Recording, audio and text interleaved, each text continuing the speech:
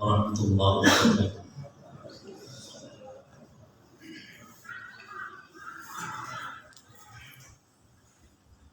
Alhamdulillahirabbil alamin.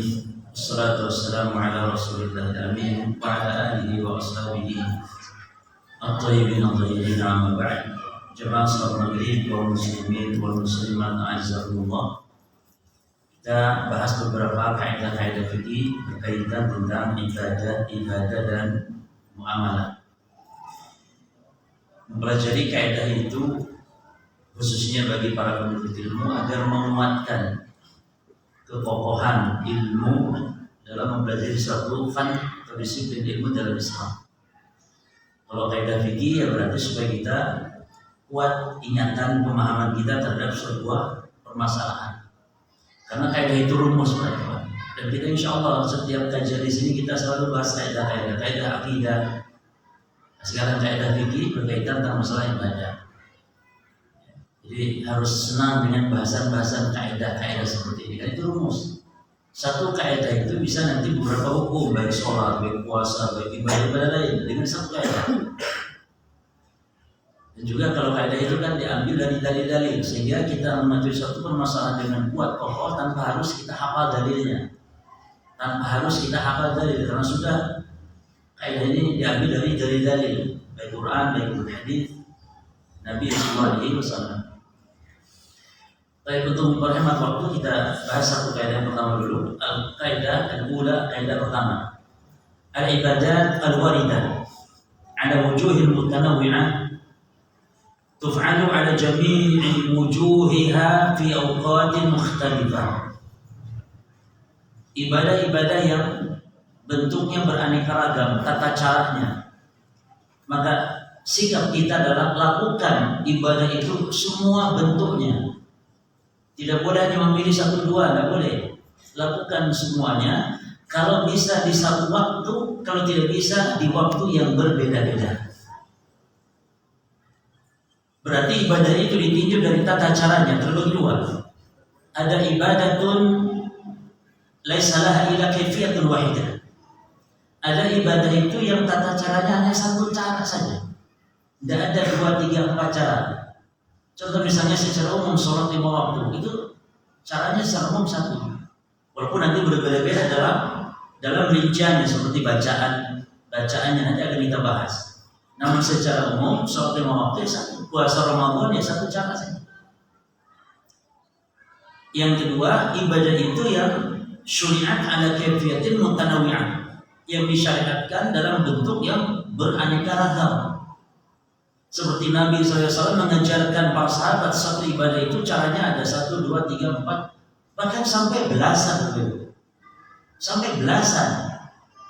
Contoh misalnya doa istiftah yang Nabi ajarkan, doa istiftah itu bukan satu cara, bukan 2 cara. Doa iftitah itu setelah takbiratul ihram itu banyak sekali caranya. Misalnya kalau dalam hadis Abu Hurairah itu pernah tanya ya Rasul, antara takbir dan baca Fatihah engkau diam tuh ngapain? Diam sejenak itu apa yang kau baca?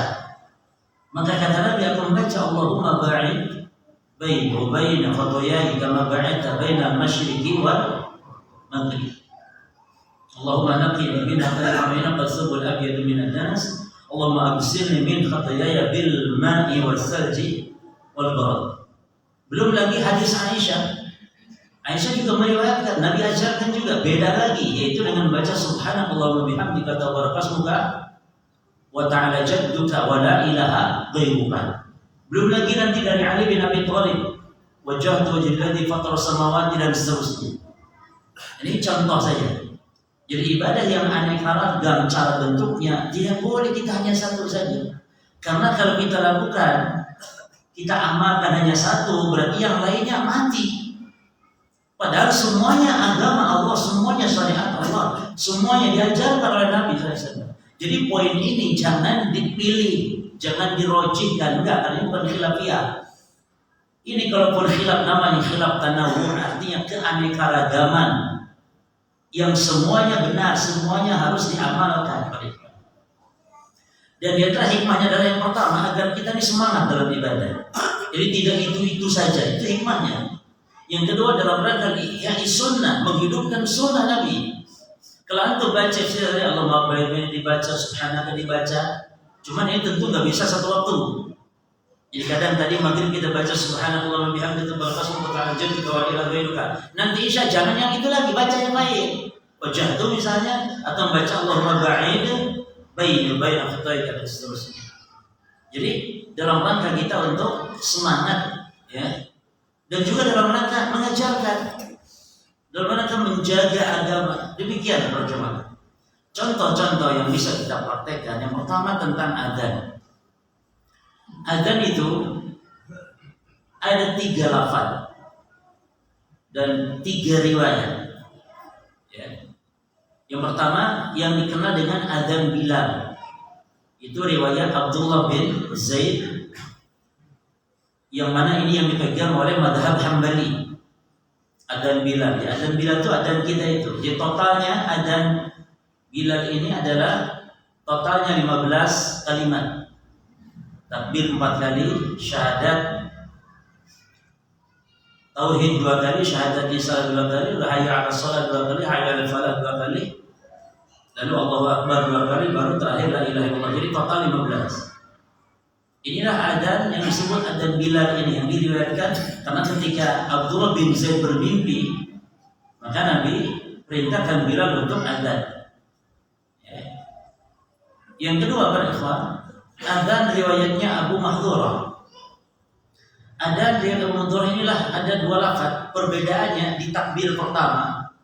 Kalau yang satu riwayat 4 kali. Satu riwayat 4 kali, persis seperti Bilal takbir pertamanya. Baru kemudian ada tambahan tarjih. Ada tambahan tarjih. Apa itu tarjih? Tarjih itu pengulangan 2 kalimat syahadat. Yaitu 2 kali total, berarti penambahannya tarjih 4 kali. Maka yang pertamanya adalah berarti 15 kali. Jumlah 15 kalimat ditambah 4 kalimat, total 19 kalimat. Yang satu lagi sama tarjih juga, dari dipegang oleh mazhab Maliki. Yang tadi mazhab Syafi'i yang totalnya 19, kalau madhab Maliki berarti totalnya 17 karena takbir di awalnya cuma 2 kali, tapi ada tarjihnya, pengulangan 2 kali syahadat 2 kali. Nah jadi adzan yang selama ini kita amalkan itu adzan riwayat Abdullah bin Zaid yang dikenal adzan Bilal, dan itu yang dipegang oleh madhab Hambali. Jadi kita di Indonesia yang menentu bermadhab Syafi'i, adzannya adzan Hambali itu. Karena kalau adzan Syafi'i itu bisa 2 kali takbir pertama yang dipegang madhab Maliki, tapi madhab Syafi'i memegangnya adalah yang 4 kali ditambah tarjih total 19. Yani kalau sudah membaca asyhadu an la ilaha illallah, pertamanya pelan, asyhadu an la ilaha illallah, sekitar untuk orang yang dihadir ya, di sekitar, asyhadu an la ilaha illallah, asyhadu an la ilaha illallah, asyhadu anna Muhammadar Rasulullah, asyhadu anna Muhammadar Rasulullah. Setelah ini jangan hayya 'alas shalah, tapi diulang lagi dengan lantang, asyhadu an la ilaha illallah. Jadi 4 berarti tambahannya. Demikian pula qomatnya para jemaah. Qomat Bilal itu qomat yang seperti kita biasanya. Adapun qomat mazhab Syafi'i adalah persis adzannya Bilal ditambah qomati shalah. Yang berapa kali takbirnya? 4 kali. Itu qomatnya mazhab Syafi'i, qomatnya riwayat Abu Mahdhurah. Jadi qomat riwayat Abu Mahdhurah begini: Allahu Akbar, Allahu Akbar, Allahu Akbar, Allahu Akbar, asyhadu an la ilaha illallah, asyhadu an la ilaha illallah, asyhadu anna Muhammadar Rasulullah, asyhadu anna Muhammadar Rasulullah, hayya 'ala shalah, hayya 'ala shalah, hayya 'alal falah, hayya 'alal falah, qad qamatis shalah, qad qamatis shalah, Allahu Akbar, Allahu Akbar, la ilaha illallah. Itu qomatnya riwayat Mahdhurah, itu qomatnya mazhab Syafi'i. Jadi kita ini adzannya mazhab Hambali dan qomatnya mazhab Hambali. Boleh tidak? Boleh, enggak masalah. Justru lakukan semuanya. Ya cuma jangan sembarangan masjid ini mengamalkan moro-moro adzan pakai riwayat Abu Mahdhurah. Tiba-tiba geger semua penduduk ini. syahadatnya paling lali muadzin, lali, padahal itu memang betul diulang. Ya, jemaah. Baik, ini contoh. Jadi amalkan semuanya. Terkadang riwayat Abdullah bin Zaid ada Bilal, terkadang riwayat Abu Madurah dan seterusnya. Demikian pula para jemaah sekalian, tata cara misalnya witir. Witir itu subhanallah Nabi mengajarkan witir itu dan mempraktekkan banyak cara. Witir yang satu rakaat. Kata Nabi, al-witr raka'atun fi akhir lail. Witir itu adalah satu rakaat di akhir malam. Salat malam itu kata Nabi dua-dua. Fa idza khasya ahadukum as-subha. Kalau mengkhawatirkan keburu datang waktu subuh maka salat raka'atan wahidah tutiru lahu ma qad shalla. Maka salat witir satu rakaat sebagai penutup salat yang sudah lalu. Lalu witir yang tiga. Bagaimana caranya witir yang tiga? Ada dua cara. Ada cara langsung sekali salam dan tanpa duduk tahiyat awal. Ada cara yang kedua dengan dipotong, dengan dipisah dengan salam. Jadi 2 rakaat salam baru tambah 1. Itu witir 3 rakaat. Ada lagi witir yang 5 dan 7. Ya. Bagaimana witir yang 5? Witir yang 5 juga tanpa duduk tahiyat awal. Adapun witir yang 7, witir yang 9 itu nanti ada tahiyat awal di rakaat ke-6, kalau witir yang 7 rakaat dan nanti ada tahiyat awal di rakaat ke-8 kalau itu witir 9 rakaat. Demikian cara kita selama ini, seumur hidup kita paling jenengan banter witir sini selama ini. Paling 3 itu karena itu yang diajarkan. Maksudnya yang kita tahu cuma itu. Kenapa tidak dipraktekkan semuanya? Kadang malam ini kita witir dengan witir 1 rakaat saja. Besoknya witir 3 rakaat, besoknya 5, besoknya 7, besoknya 9. Bahkan ada witir yang 11 langsung. Itu caranya 5 kali dari 10 ditambah 1 kali. Itu sama juga, itu witir 11 rakaat namanya. Bukan witir 1 rakaat jadi sholat malamnya 10, bukan, itu witir 11 rakaat. Dan itu yang dipraktekkan oleh Nabi sallallahu alaihi wasallam. Ya. Contoh yang lain para jemaah sekalian, tasyahud. Tasyahud itu ada 3 lafaz. Yang pertama tasyahud Ibnu Mas'ud. Kata Ibnu Mas'ud, alamani Rasulullah sallallahu alaihi wasallam tasyahud. Rasul mengajarkan saya tasyahud kafi baina kaffaihi kama yu'allimuni surah min al-Qur'an. Telapak tangan saya itu di bagian telapak tangan Nabi ketika mengajarkan tasyahud persis kalau beliau mengajarkan saya Al-Qur'an. Yani lafaz per lafaz. Apa lafaznya? Kata Ibnu Mas'ud mengatakan kepada saya, at-tahiyyatu lillahi wassalawatu watthayyibatu assalamu alayka ayyuhan nabiyyu wa rahmatullahi wa barakatuh. Ibnu Abbas lain lagi. Ibnu Abbas juga katakan saya diajari Nabi tasyahud. Lafaznya at-tahiyyatul mubarakatus shalawatut thayyibatu lillah. Jadi dengan yang mana biasanya? Ibnu Mas'ud atau Ibnu Abbas? Gak pernah ganti-ganti kan? Gak pernah. Karena tasyahud Ibnu Mas'ud itu tasyahud Muhammadiyah. Tasyahud Ibnu Abbas itu tahiyatul barakatus itu tasyahud NU.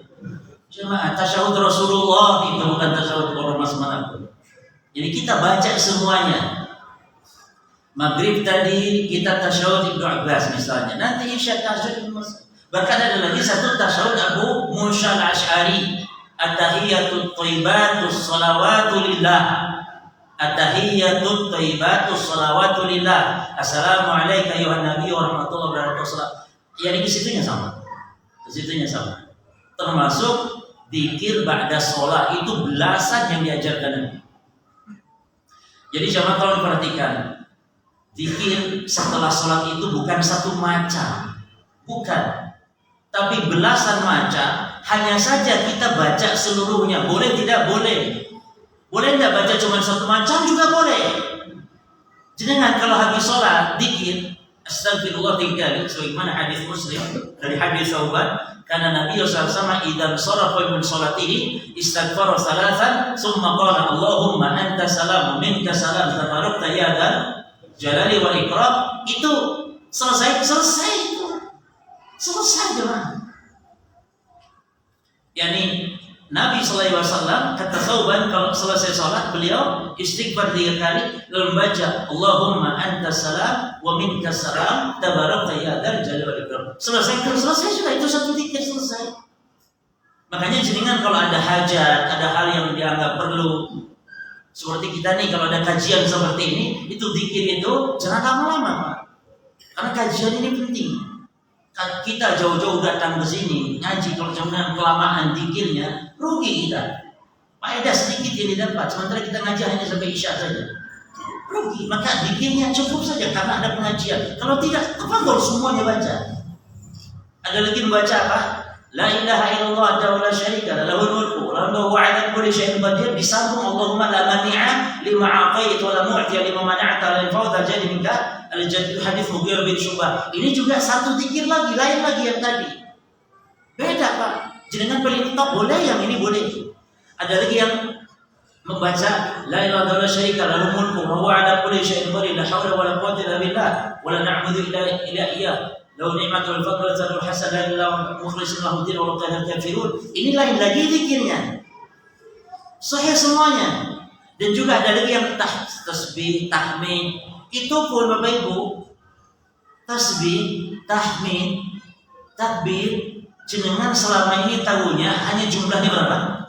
Yang 33 menjadi genap 100 dengan rela ya, 33, 99 tambah 1 menjadi 100. Padahal itu ada yang zikir jumlahnya 25. Membaca subhanallah 25 marrah, subhanallah 25, walhamdulillahnya 25, Allahu akbar 25 dan la ilaha illallahnya 25. Total 100. Ini juga ada lagi yang 10. Yang 10. yakni membaca subhanallah 10, alhamdulillah 10 dan seterusnya. Sampai silahkan pilih. Jadi selama ini kan hanya berapa? 33. Betul, itu pun tidak masalah. Tapi semuanya sahih dan semuanya boleh diamalkan. Baca semuanya Ustaz, boleh semuanya baca. Seperti kata Nabi, kalau orang baca tasbih subhanallah 33 kali, alhamdulillah 33 kali, Allahu akbar 33 kali. Ditambah satu dengan la ilaha illallah wa la syarika lahu al-mulku wa huwa ala kulli syai'in qadir. Apa kata Nabi pahalanya? Ghufirallahu dzunubahu wa kana kazzabatin bahar.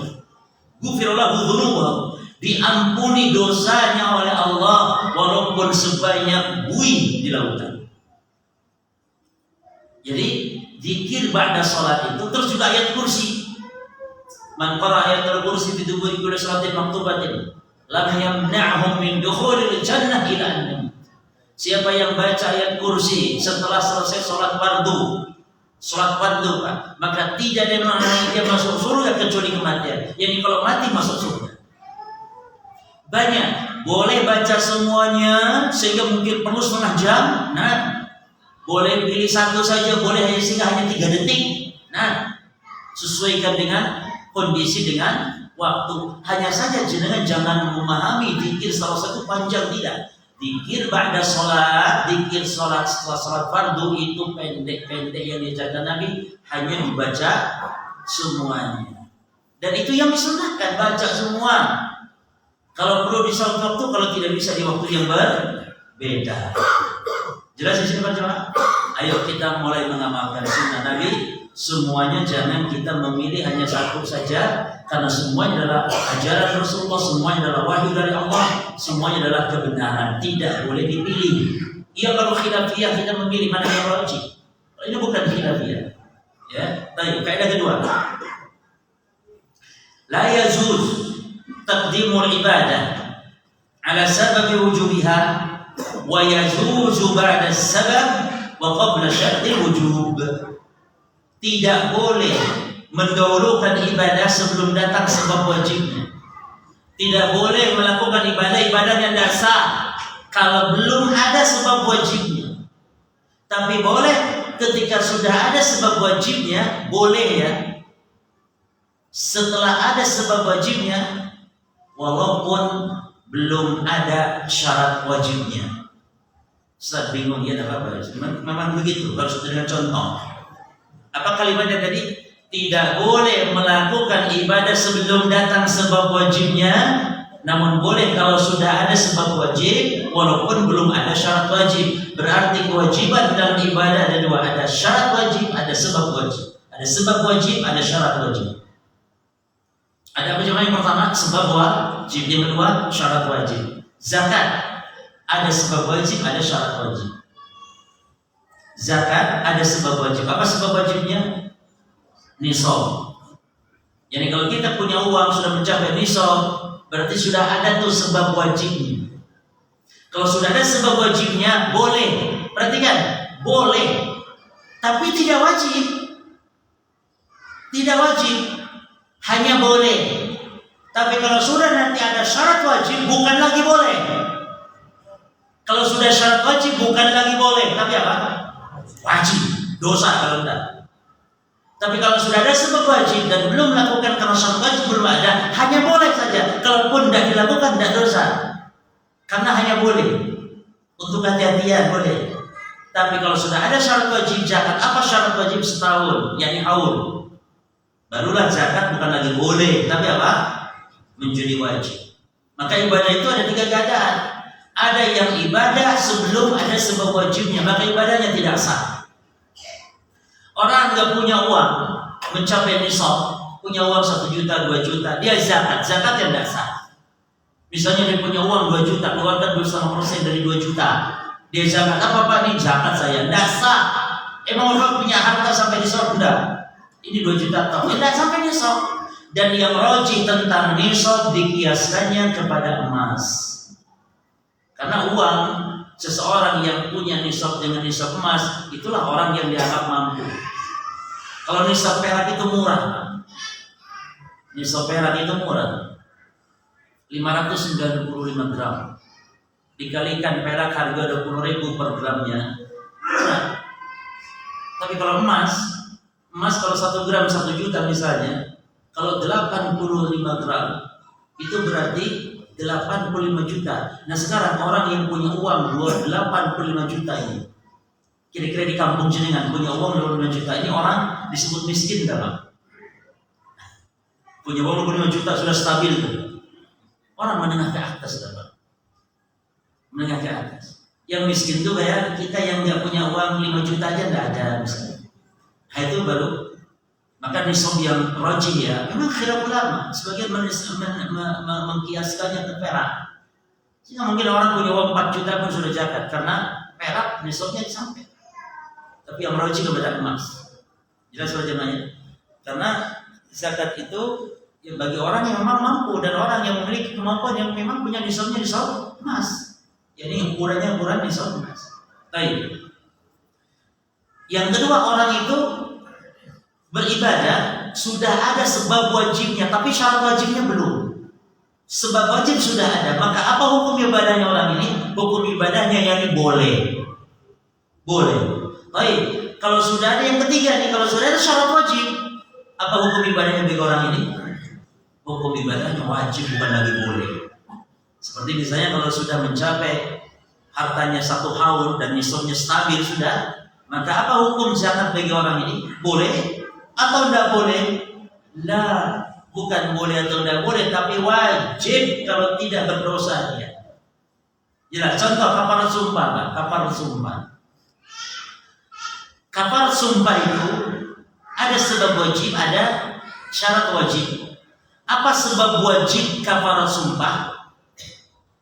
Gimana? Bayar kafarat sumpah ya, memberi makan 10 orang miskin. Apa? Jawabannya, ya sumpah. Ada orang bayar kafarat sumpah, dianya enggak sumpah. Bayar kafarat sumpah, sanda bayar kafarat sumpah. Gimana? Ya enggak sah. Dia kan enggak sumpah. Boleh membayar kafarat sumpah kalau dia sudah sumpah, karena sumpah adalah sebab wajibnya membayar kafarat sumpah. Tapi syarat wajib belum, karena ketika dia membatalkan sumpahnya, barulah dia menjadi wajib membayar kafarat sumpah karena dia membatalkan sumpahnya. Namun kalau sekedar orang bersumpah saja, bersumpah dia belum membatalkan sumpahnya belum, atau memang tidak berencana, dia bersumpah, tapi dia boleh loh Pak membayar kafarat sumpah supaya nanti ketika dia misalnya melanggar sumpahnya, maka sudah tidak perlu lagi bayar kafaraah sumpah karena sudah dilakukan. Itu cuma Ustaz, Anda masih kurang paham sebab wajib, syarat wajib. Yang lain contohnya. Dalam madhab ada khilaf ulama nih. Dalam madhab Hambali dengan madhab jumhur berbeda pendapat tentang masalah salat Jumat. Contoh, terapkan kaidah ini ya. Salat Jumat itu ada sebab wajib, ada syarat wajib. Salat Jumat, Jumatan. Apa sebab wajib salat Jumat? Gimana? Boleh nggak Jumatan hari Rabu? Boleh nggak Pak? Sah nggak? Nggak sah. Jumatan hari Rabu nggak sah. Berarti apa sebab wajib salat Jumat? Ya masuknya hari Jumat. Apa syarat wajibnya? Kalau matahari sudah gelincir. Nah, sesuai dengan kaidah dalam mazhab Hambali, sholat Jumat jam 10 sah. Kenapa? Karena ini boleh yani. Kenapa boleh? Karena sebab wajibnya sudah ada, yaitu Jumat. Memang syarat wajib belum, yaitu gelincir matahari, tidak apa-apa. Yani boleh. Tapi kalau hari Jumat dan sudah gelincir matahari, apa hukum Jumatan? Apa hukum Jumatan menjadi dalam mazhab Hambali? Dalam mazhab Hambali wajib. Tapi mazhab jumhur memang tidak setuju. Mazhab jumhur tidak sah katanya kalau jam 10. Artinya belum waktu karena harus gelincir. Terkait masalah khilafnya tidak masalah. Hanya saja kalau kita menerapkan kaidah kita ini berarti Jumatan yang belum tergelincir Jumatannya sah dan boleh. Hanya saja kalau sudah mencapai gelincir maka menjadi wajib hukumnya. Baik. Musafir Pak. Musafir itu boleh jamaah. Dan jamaah itu namanya ada jamaah takdim. Yani sholat asar di waktu zuhur atau sholat isya di waktu maghrib itu namanya takdim. Pertanyaannya selingan kaidah. Musafir yang mau jamaah takdim ini boleh tidak sholat asar sebelum zuhur? Sholat asarnya itu Pak, jamaah itu sebelum waktu masuk zuhur. Boleh tidak? Boleh. Sah tidak? Tidak sah. Itu jawab tidak sah. Karena sebab wajibnya belum ada. Tapi boleh tidak? Boleh tidak ini musafir sholat asar di waktu zuhur, sudah masuk waktu zuhur. Boleh tidak? Boleh, karena sudah masuk sebab wajibnya. Tapi kalau sudah masuk waktu asar, boleh atau wajib? Musafir wajib. Wajib. Yakni musafir ketika sholat asar di waktu itu boleh, karena sudah ada sebab wajibnya. Tapi kalau sudah masuk waktu asar, ya bukan lagi boleh. Ya wajib dia untuk sholat asar. Tapi sebelum masuk zuhur, tidak boleh karena belum ada sebab wajibnya. Satu lagi contoh Pak. Satu lagi contoh.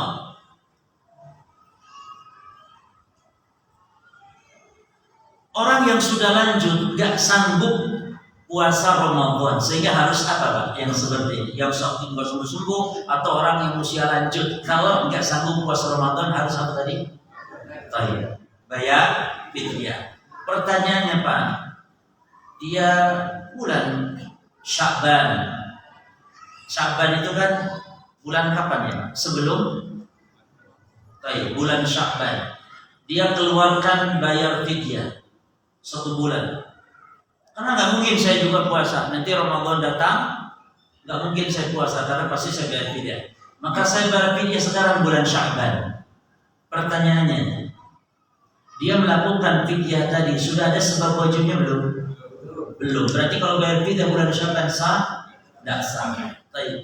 Pas masuk Ramadan tanggal 1 Ramadan dia tidak puasa. Saat itu dia kalau bayar fidyah total 9 boleh? Wajib tidak?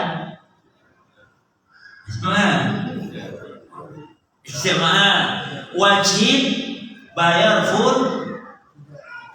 Tidak wajib, tapi boleh.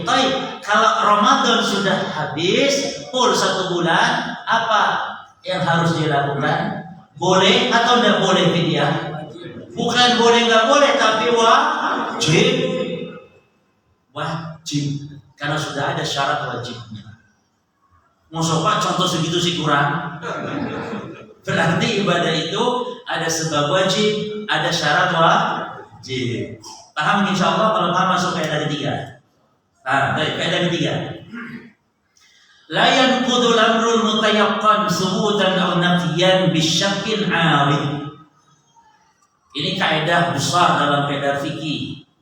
Ini namanya al-yaqin la yazul bisyak. Perkara yang yakin itu tidak boleh hilang dengan keraguan yang muncul. Kalau orang sudah yakin dalam sesuatu hal, itu nggak boleh Pak hilang dengan keraguan, baik dalam hal penetapan ataupun dalam hal penafian. Contoh penetapan, dia menetapkan adanya wudu. Kalau dia yakin tadi sudah wudu, berarti ini penetapan adanya wudu, ini itu yang yakin. Maka tidak boleh dia nanti muncul ragu, saya batal enggak ya? Dia harus berpegang kepada yang yakin tadi, bahwa tadi dia sudah berwudu. Adapun ragu yang muncul di jalan atau di masjid, tiba-tiba muncul ragu, tidak boleh diikuti karena itu waswas syaitan. Tidak boleh. Atau yang yakinnya itu memang dia menafikan. Contoh, dia yang yakin memang nggak wudu, memang dari rumah dia nggak wudu sengaja memang. Itu yang yakin. Tadi memang dia yakin nggak wudu memang. Sampai di jalan atau di masjid tiba-tiba muncul, saya ragu nih, batal apa enggak ya? Aduh jemaah, kok ragu batal enggak dengan yakinnya belum wudu? Ya berarti yang yakinnya mana? Ya belum wudu. Jelas jemaah? Suami istri yang yakin yang mana? Nikah atau cerai? Suami istri Pak, yakinnya berarti dia nikah. Lalu muncul keraguan, saya cerai, istri saya enggak. Nah, mana yang harus saya pegang? Nikah atau cerai? Maka kan ada orang tua pulang safar jauh misalnya ya, atau pulang kerja 2 tahun ke luar negeri, pulang-pulang dia timbul ragu, ini istri saya cerai atau tidak. Lalu sampai itu gimana? Cerai atau tidak? Kan hukum asal jenengan itu suami istri sah.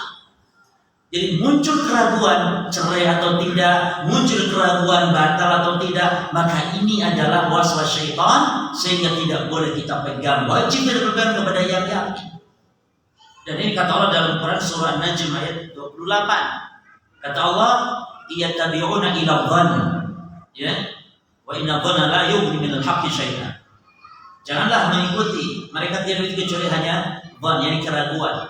Padahal keraguan tidak bermanfaat dalam kebenaran sedikit. Yani harus kita berpegang kepada yakin. Maka Nabi SAW ketika orang sholat ragu, kata Nabi, idza syakka ahadukum bi sholatihi, apabila salah seorang kalian ragu dalam sholatnya, falam yadri kam shalla salasan am arba'an, lalu dia sholat enggak tahu lagi berapa rakaat, 3 atau 4, maka kata Nabi, falyabtahi syak, maka buang keraguannya, waliyabni ala mastaiqan, dan berpeganglah kepada yang yakin. Lalu nanti sujud sahwi. Baik, pertanyaan Pak, kalau ada orang antara 2 atau 3 rakaat, 2 atau 3, itu yang yakin yang mana Pak? Yang pasti yang 2, yang 3 ragu. Maka kalau yakin itu ambil yang yakin. Kalau ragu seperti itu. Baik, ada orang Pak ragu dia sholat atau lagu tawaf ragu, tawaf kan 5 atau 6, ragu di berapa putaran saya ini, ragu 5 atau 6, maka pegang yang mana? 5. Baik, melempar jumroh akobah atau jumroh ketika haji, dia ragu Pak, ragu 8 atau 9, pegang yang mana? Jemaah, melempar jumroh itu berapa batu Pak? Ragu 8 atau 9, pegang yang mana? Ya salah kabeh. Sholatnya salah kabeh berarti. Ya jemaah. Sholat duhur ragu 5 atau 6, pegang yang mana? Diulang sholatnya. Memang salah berarti, memang rusak sholatnya juga. Jelas nggak di sini? Baik. Nah sekarang tolong praktekkan ini. Kaidah ini tolong praktekkan, jenengan saya tanya. berkaitan puasa. Sekali lagi kita harus berpegang dengan yang yakin, yang ragu kita buang. Pak, kalau ada orang ragu, anggap ragu ya, bukan pura-pura ragu. Memang ragu. Mau buka puasa, apakah sudah ada maghrib atau belum? Paham ya? Terus yang satunya lagi ini ragu ketika sahur, sudah belum maghrib. Yang sahur juga dia makan aja. Ternyata pas tahu lah tadi itu sebenarnya sudah azan rupanya. Jelas nggak kasusnya? Pertanyaannya Pak, yang makan saat buka ragu tadi sah tidak puasanya?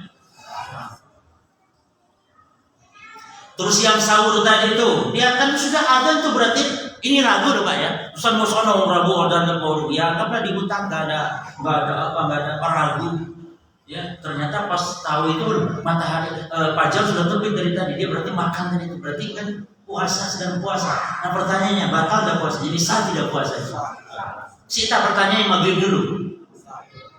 Yang maghrib tadi batal, yang tadi makan saat sahur disangka sudah terbit fajar, ya, pada dianggap belum padahal sudah terbit, itu puasanya sah, teruskan puasanya. Beda hukum Pak. Yang ragu saat buka batal puasa. Kenapa? Karena dia tidak berpegang dengan yang yakin. Adapun yang sahur tadi berpegang dengan yang yakin.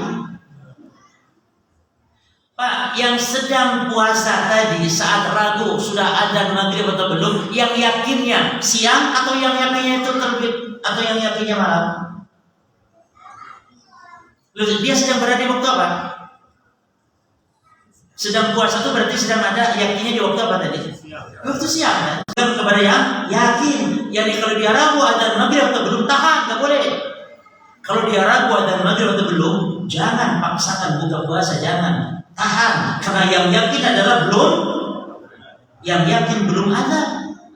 Paham sih? Dan terus yang sahur tadi, yakinnya dia apa Pak? Yang yakinnya mana? Ya masih malam kan, itu yang yakin kan, yang posisinya waktu itu malam. Yang ragu adalah adzan atau adzan sebuah atau belum. Maka ketika dia ragu, maka berpegang yang yakin, yaitu apa? Masih malam kok, maka sahur terus. Ternyata sudah adzan, tidak masalah, sah puasa. Karena dia berpegang dengan yang yakin. Asal jangan pura-pura ragu. Aku ragu ini. Kalau sadar ragu, enggak, memang ragu. Mungkin di hutan Bapak ya, orang sedang di hutan bingung dia, terbit fajar. Paham nggak Pak yang ini Pak? Hah? Baik. Kaidah berikutnya, ini cabang dari kaidah sebelumnya. Kaidah yang berikut ini kaidah keempat cabang, yaitu ini kaidah penting, tolong dipahami. La yu'tabaru syak ba'dal fi'li wa min katsiri syak. Keraguan tidak dihiraukan, yakni tidak boleh dianggap dalam dua keadaan. Satu, muncul ragu kalau sudah beramal. Habis sholat, selesai sholat, jenengan muncul ragu. Tadi saya tahiyat awal atau tidak? Muncul setelah sholat, nggak usah direken Pak. Itu hanya waswas syaitan. Setelah berwudu, selesai wudu tuh, sampai tiba-tiba ragu, ini saya ngusap kepala tadi enggak ya? Gak usah direken Pak, karena itu dari syaitan. Jelas, karena ragu yang muncul ba'dal fi'il, ragu yang muncul setelah ibadah gak dianggap. Apa yang ada? Masuk? Hah? Bakal ada dulu.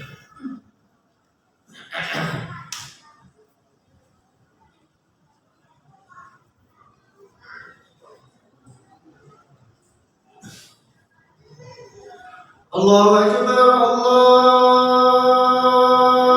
Akbar, Allahu Akbar, Allahu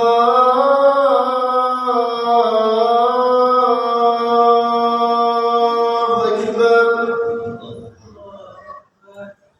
Asyhadu an la ilaha illallah.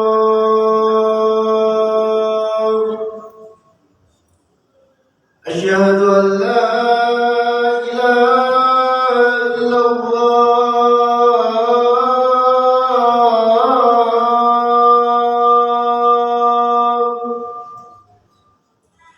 أشهد أن محمدا رسول الله.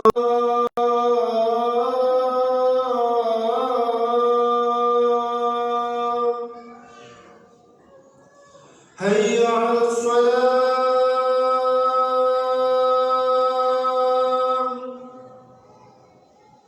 حي على الصلاة.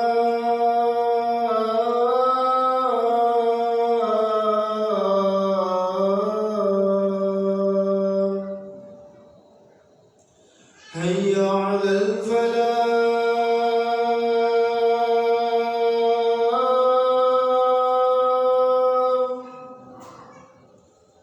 حي على الفلاح.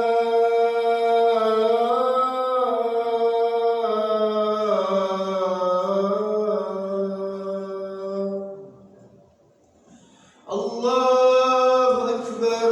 الله أكبر.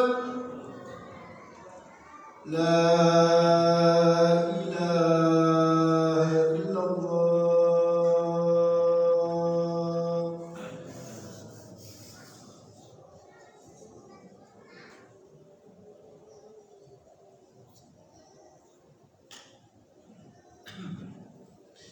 Bismillah, alhamdulillah, wassalatu wassalamu ala rasulillah, wa ba'd. Jamaah kaum muslimin wal muslimat azzakumullah. Kembali ke kaidah sebagai cabang dari kaidah al-yaqin la yazul bisyak. Itu kaidah tentang masalah keyakinan tidak boleh hilang dengan keraguan. Apa cabangnya tadi? Bahwa keraguan tidaklah dianggap ketika dalam dua keadaan. Yang pertama tadi ketika setelah selesai ibadah. Termasuk dalam sholat, Pak. Termasuk dalam sholat masih. Misalnya kita sudah berdiri, terus muncul ragu, tadi saya sujud berapa kali ya? Jangan-jangan cuma sekali.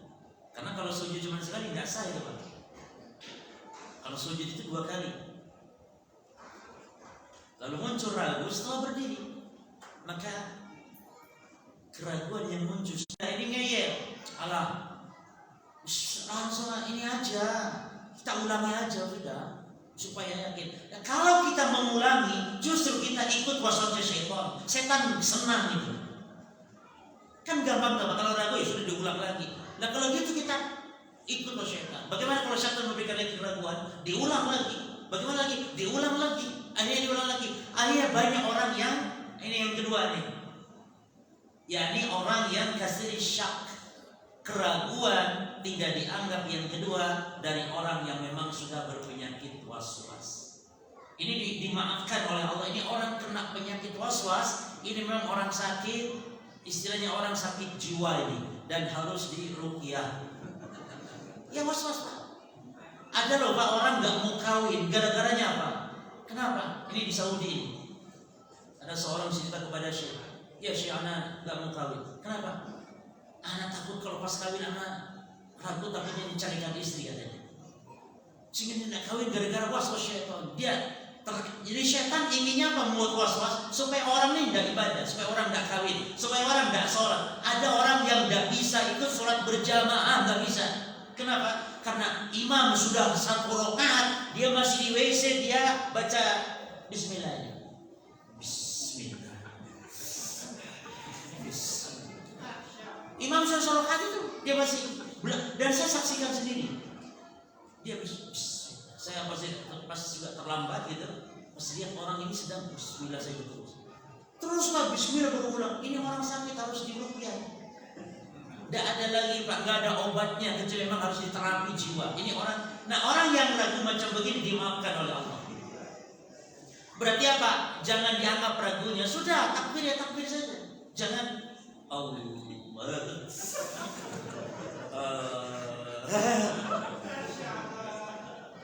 Sampai berulang-ulang. Dan juga saya kejadian di sebelah saya juga. Banyak mungkin seringan pernah menyaksikan orang kena waswas. Nah berarti orang yang ragu itu muncul dari 1 dan 2 kemungkinan orang nih Pak. Yang pertama dari orang yang waras, orang yang normal. Maka keraguannya ini dianggap, sehingga harus memilih mana yang yakin. Jelas? Yang kedua, muncul dari orang kasirus syak, orang yang berpenyakit was-was, maka keraguannya tidak dianggap. Jadi jangan dianggap. Sehingga kalau ada orang yang sedang sholat, Pak, sedang sholat, ragu dia, sedang sholat ragu, 3 rakaat atau 4 rakaat, ragu, maka harus kita tanya dulu, ini yang ragu orangnya apa? Orangnya sehat, normal, atau orangnya kasirus syak, atau orang yang kena penyakit was-was? Kalau orangnya normal, maka ambil yang yakin itu berapa? 4 atau 3, ya berarti ambil 3. Tapi kalau orangnya memang kasirus syak, orangnya was-was, berarti jangan direken. Antum sholat saja sudah. Antum berapa tadi? 3, ya sudah 3 sholat. Mana yang terbanyak? Karena antum sebenarnya tidak ragu, itu was-was syaitan saja. Sudah sholat saja. Adapun kalau setelah ibadah muncul ragu, Pak, ini tidak perlu kita lihat orangnya normal atau tidak. Jelas nggak? Kalau orang ragu setelah ibadah, nggak perlu lihat orangnya normal atau tidak. Yang penting, kalau ragu setelah ibadah berarti tidak dianggap. Tapi kalau ragu tadi ketika sedang ibadah, maka berarti dilihat dulu orangnya normal atau tidak normal, kena penyakit was-was atau tidak. Jelas apa enggak di sini? Ini yang dimaksud kapan keraguan tidak dianggap dalam 2 keadaan. Yang pertama apa? Kalau muncul ragu setelah ibadah. Yang kedua, kalau muncul ragu itu dari orang yang terkena penyakit was-was. Dan ini rahmat Allah kepada hamba. Karena orang sakit dipaksa harus dia memilih mana yang yakin.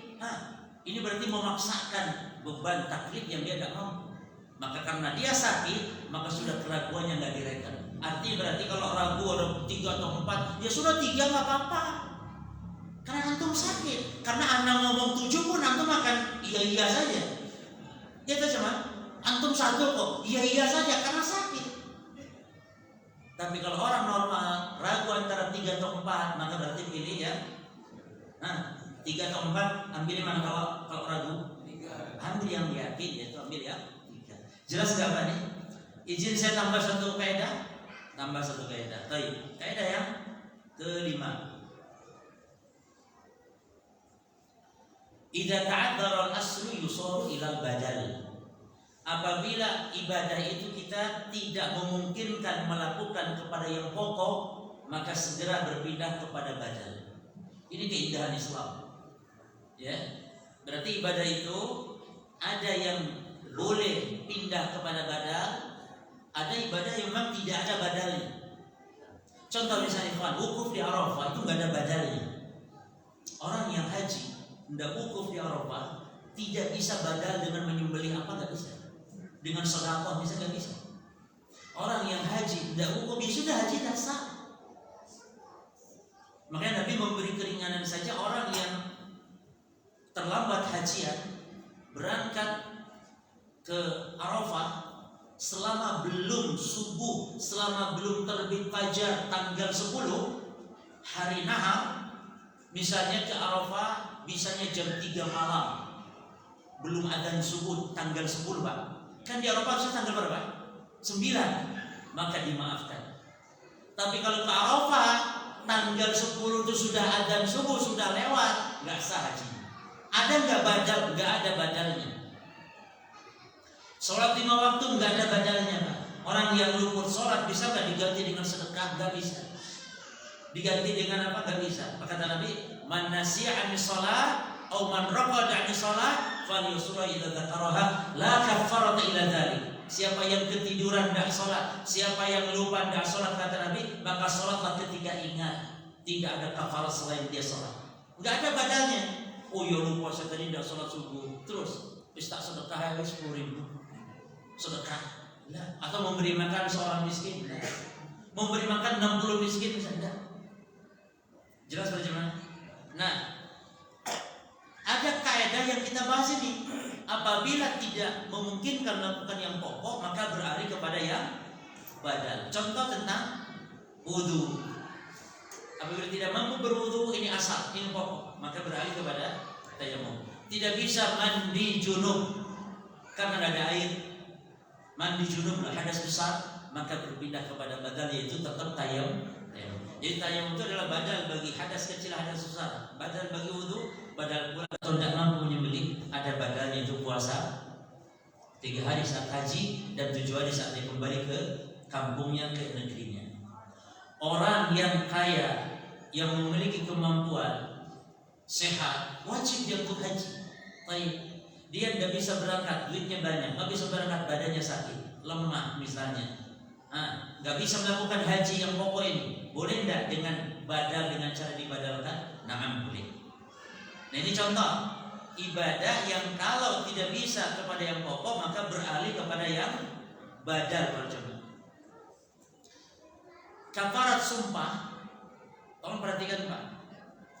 Kafarat sumpah itu boleh memilih mampu yang 3 ini, baru ada badalnya, yaitu puasa 3 hari berturut-turut. Kalau dia mampu melakukan yang pokok tadi, untuk memilih 1 dari 3 ini yang pokok, maka tidak sah dia puasanya. Sama halnya ada orang mampu berwudu dia, lalu tayamum, sah tidak tayamumnya? Gimana? Tidak sah tayamumnya, sholatnya tidak sah berarti. Sama halnya orang kafarat sumpah, membayar kafarat sumpah, ketika membatalkan sumpah, itu banyak yang kaum muslimin langsung main puasa saja. Nggak boleh. Tidak boleh. Selama mampu memberi makan 10 orang miskin, selama mampu memberi makan 10 orang miskin, 10 nasi kotak dibagikan kepada fakir miskin, mampu dia, lalu dia puasa, nggak sah puasanya. Nggak sah membayar kafarat sumpah dengan puasa tersebut. Jadi harus ketika tidak mampu yang pokok baru beralih kepada yang badal. Nah, cuman masalahnya sekarang ada pertanyaan bagus di sini. Ada orang nggak bisa baca Al-Fatihah. Ini pokok. Beralih kepada badal? Nah, beralih kepada badal. Apa badalnya? Cukup membaca subhanallah, alhamdulillah, la ilaha illallah. Ustaz nggak bisa hafal Al-Fatihah. Sholat wajib dia, maka baca cukup subhanallah, alhamdulillah. Bisa? Ya sudah, langsung rukuk saja. Subhanallah, alhamdulillah, Allahu akbar, la ilaha illallah, la haula wala quwwata illa billah. Selesai rukuk. Ini nikmat. Ada orang sholat nggak bisa rukuk, nggak bisa sujud. Ada nggak badalnya? Nah, ada badalnya. Apa badalnya? Bukan sujud di meja. Badalnya adalah al-ima, yaitu apa? Isyarat dengan kepala. Yani ruku begini, Allah. Sujudnya agak pendek. Sami Allah liman hamidah, Rabbana. Allahu akbar. Nah, sujudnya agak pendek. Tidak boleh Pak sujud selain di bumi, nggak boleh. Kan ada sujudnya itu di meja atau ada kursi lalu ada mejanya begini. Allahu akbar. Nah, cuma nggak boleh. Atau di bantal misalnya. Harus di bumi. Kalau tidak bisa, cukup dengan al-imam, melakukan yang pokok. Maka pertanyaannya, apakah lanjutkan saja badal ini atau wajib batalkan badal, harus kembali ke yang pokok? Misalnya, kalau ada orang sedang tayamum misalnya, nggak bisa wudu kan tayamum, lalu pas tayamum bisa wudu, apakah wajib batalkan tayamum, harus wudu? Atau orang sedang haji, dihajikan orang lain dibadalkan, tiba-tiba dia kuat, sehat, tiba-tiba tadinya kan lemah, lumpuh, tiba-tiba sehat. Mungkin orang Jeddah, mungkin kan bisa dia berangkat sekarang. Orang Jeddah atau dekat dari Mekah cuma 1 jam naik taksi, bisa dia haji. Apakah harus batalkan tuh yang sedang badalin dia, atau sudah cukup lanjutkan, tidak masalah? Atau misalnya lagi tadi yang haji tamattu tidak mampu apa tadi? Berkurban, tidak mampu haji, akhirnya dia puasa. Nah, ketika itu dia mampu, ternyata ada kambing, ada uangnya juga. Apakah puasanya batalkan atau lanjut saja puasanya? Adapun masalah kurban, tidak perlu berkurban atau wajib batalkan puasa, harus berkurban. Ini kasus para jemaah tidak lepas 1 dari 3 kemungkinan. Kemungkinan pertama, mampunya kepada pokok dari badal itu ketika ibadahnya belum dilakukan.